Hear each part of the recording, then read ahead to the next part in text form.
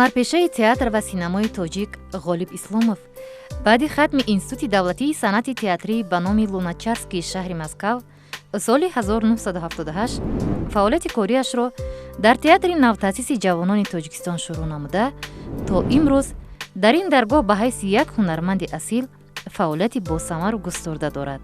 ӯ дар зиёда аз 60 спектаклу намоишномаҳои телевизионӣ ва филмҳои тоҷикию истеҳсоли синамогарони дигар кишварҳо низ нақшҳои барҷаста офарида, паҳлӯҳои гуногуни ҳаёти қаҳрамононашро бар аъло ошкор намудааст. ҳунарпешаи халқии Тоҷикистон Ғолиб Исломов ҳар образро тавассути омӯзиши пайваста, ҷустуҷӯи бардавом иҷро менамояд. хоса қаҳрамонони мусбиро хеле табиӣ меофарад. саҳмаш дар дубляжи филмҳо ба забони тоҷикӣ ҳам хеле калон аст. ба зами ҳунарманди хубу муваффақ буданаш инсонест бисёр дилогоҳу самимӣ ва ҳалиму батамкин. барои бозгӯӣ кардан аз маъвои хотироташ дар саҳнаи ҳунар ва зиндагӣ ӯро даъват намудем ба барномаи дафтари роз.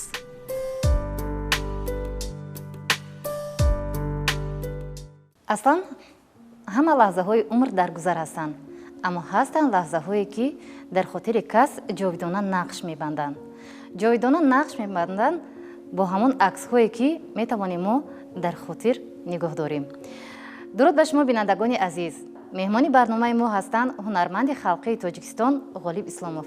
хушомадед ба барномаи мо. ташаккур, саломат бошед. тавре ки гуфтем, мақсад аз барномаи мо ин бозгӯӣ кардани дафтари хотираҳои меҳмони барнома тавассути аксу суратҳояшон аст.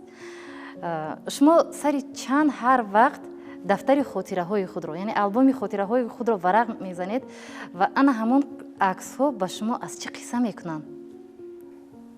бовар кунед, хеле вақт шуд ки ман суратҳо тамошо накардем. як чизе ки гузаштааст, чизе ки баромаи хотирмон буд, чизое ки ҳамин ҳаёти гузаштаи ман аҷоибу ғароиб гузаштагӣ бо ҳамин гурӯҳҳою, бо ҳамин сафарҳою, бо ҳамин иҷодиёту, бо ҳамин зиндагӣ яъне ба хотир меорам. мегӯям ки ҳамин одам бояд ҳамин моҳи як бор бояд ба хотир биёрад. лекин афсӯс ки вақт нест. мо ина ҳамеро ҳозир дидам, вай кардам ба ёдам. яъне занги телефонии мо сабаб шуду шумо боз як бор дафтари рӯзгори худро варақгардонӣ кардед. хуб, то оне ки шумо ба ин ҷо омадед, мо аллакай албоми шуморо дастрас намудем ва чанде аз суратҳои шуморо дидем. аввалин бор сурат гирифтани худро дар хотир доред? дар хотир дорам.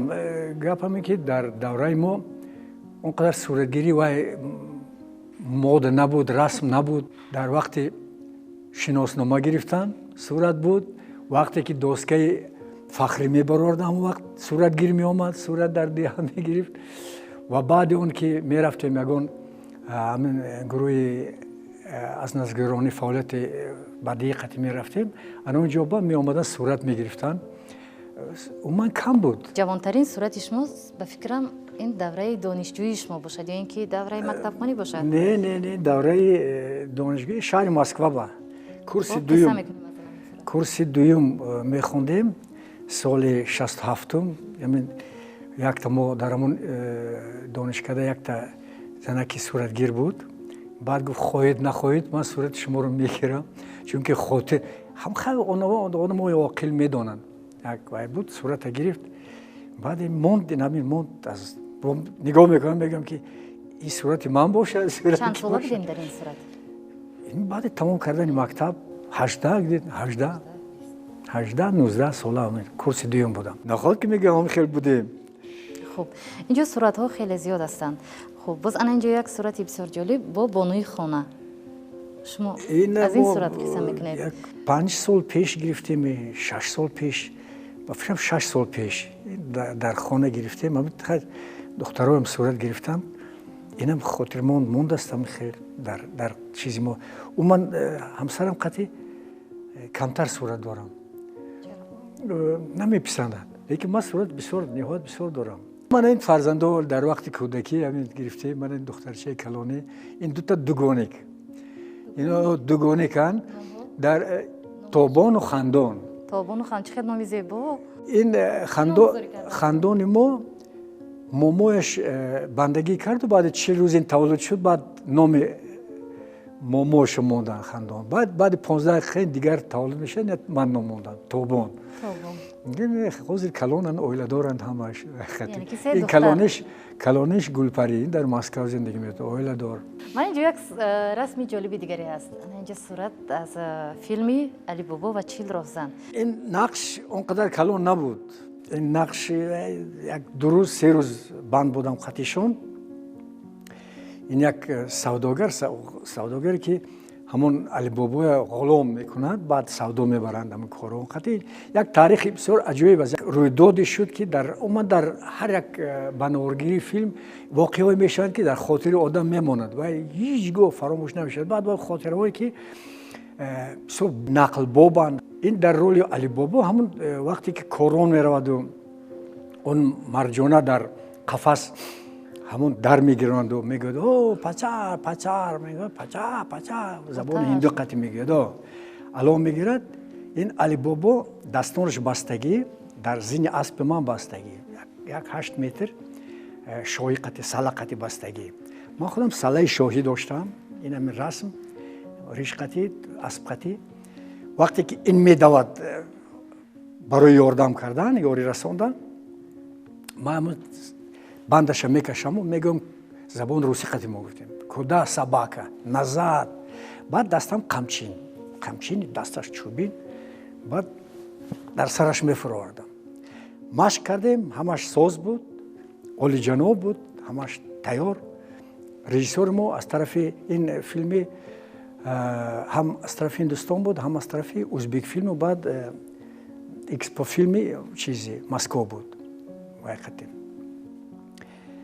وقتی از رژیسور ما لطیفکه بود لطیف فیضیف بعد مشق کردیم همین موتور گفتن همین момент بناورگیری همین وقتی اومد یک شمالک خیست بیرون با خیلی کوستان بودیم قوقند بود همین چشمان من همین سلام محکم کرد من ندیدم بعد میگم کدا نزد سباک نزد بعد همین قمچین قطعی این هنرمند سرش بسیار برداشت این بود سرش اونقدر نمی برداشت همین بار من ندیدم دیگر اما قمچین قطعی که در سرش فرو آوردم یک صدای وای شد من حس کردم این تمام اعضاهای وای اما تماشابینان هم اینجا جمع بودن همین گروه های ایجادی هم هندوها هم خودش همین برالا حس شد یک صدای وای برآمد بیزیب در سر آدم خیلی چوب قطعی سخت میزنند همین خیلی درد خوردن لط خورد آخر سرش هم ورم کرد وای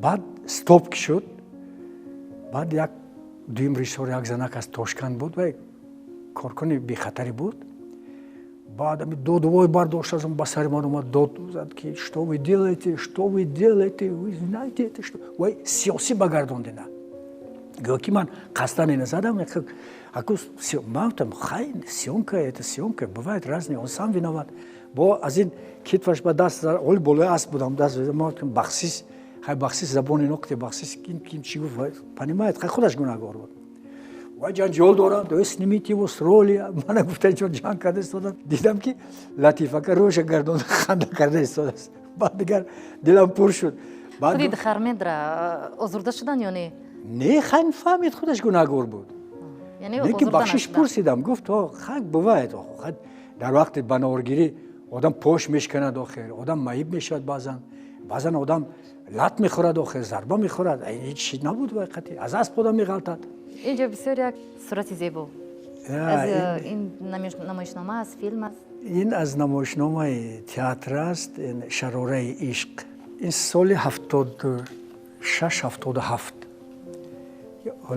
ولی در تئاتر کهنه ما برآمد کرده بودیم این همین نقش مانده است اینم چخیل مانده است من حیرانم من از همین نمایش یگان رسم نیست نه در این نه در من این معتبر عمر روا من اینجا با هنرمند مولده آبید و شادروان شادروان مولده قطعی دلبر قطعی داشتم صورت همین روزه قطعی من اینجا بسیار وقتا بعد من بسیار در تئاتر در همین دوره جوانی نقش‌های لیریکی و عشقی بسیار وای میکردن میسپردن اویلام رشک نمیکرد هیچ وقت در جای کارشون گفتن که همه همه اکای غالب خودش هم رولو انتخاب میکرده باشد.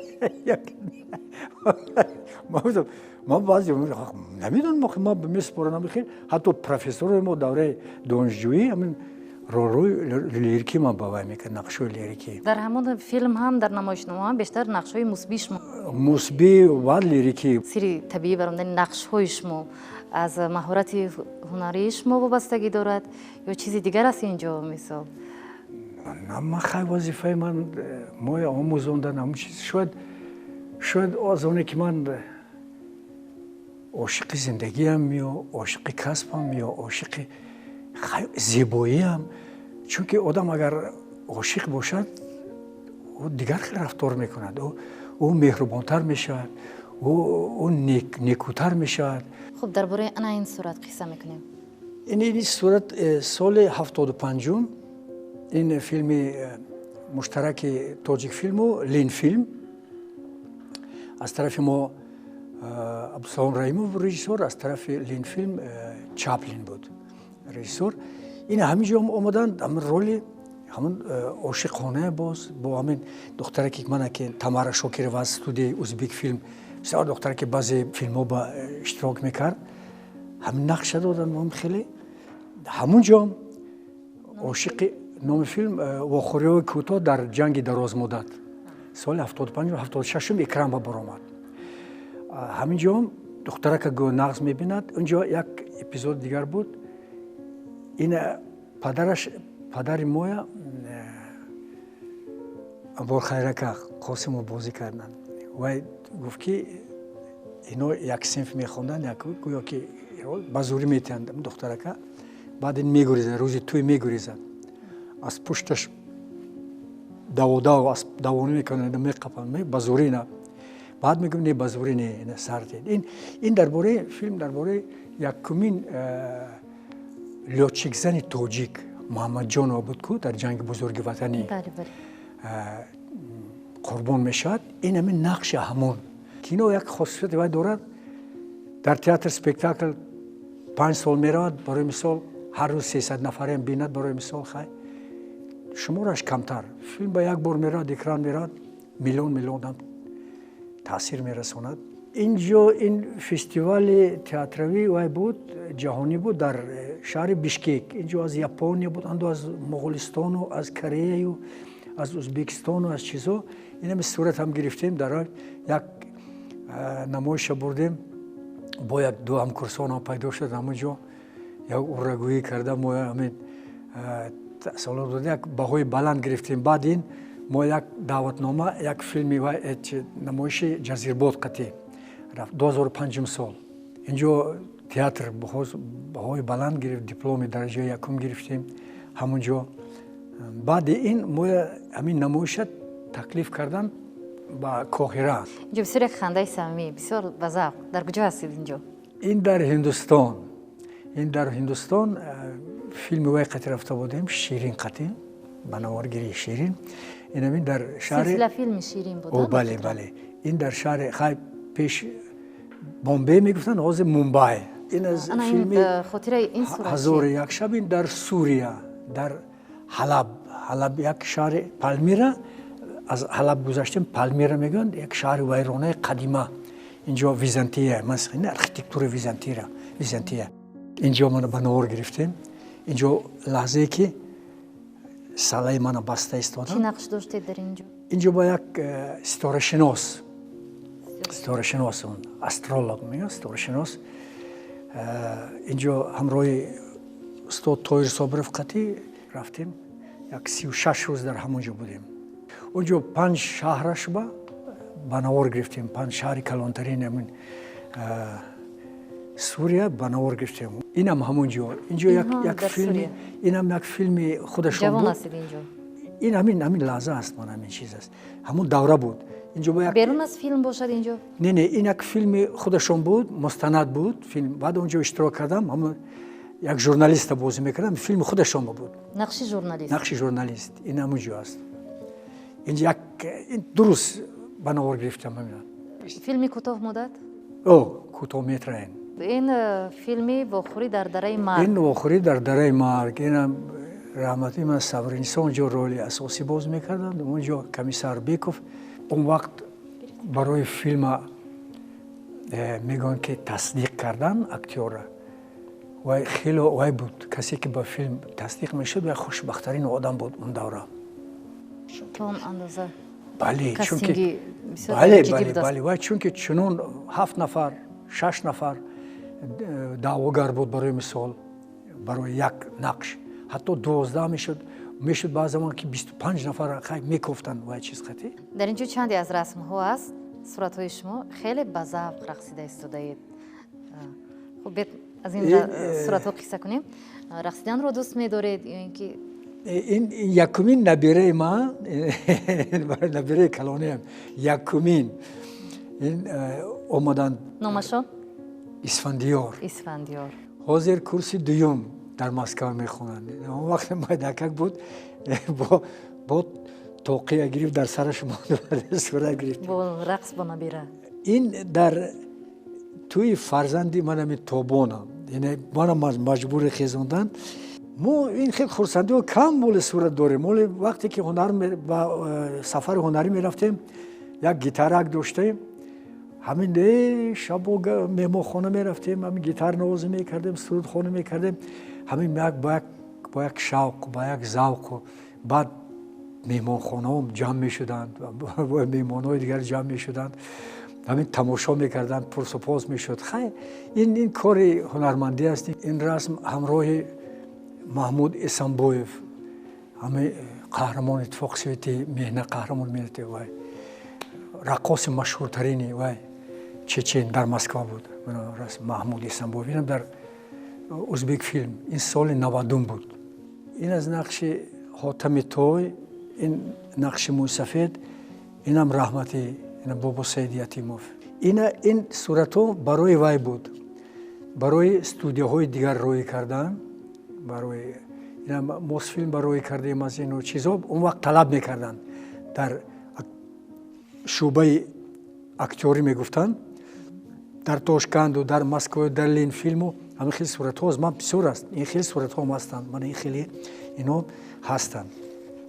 من اینجا در فستیوال شهر لووف من وقتی چشمان برادر قیامتی رفتیم اینجا من هنرمندان رژیسور تایگر میرزا وطن میرفت اینجا اشور محمد اینجا تاویم رو این در شهر لووف اینجا یک خاطره وای شد. کمتر مایوس شدیم از اونی که ما چیزو تیار کردیم اتریبوت های همون سپیکتاکل تیار کردیم.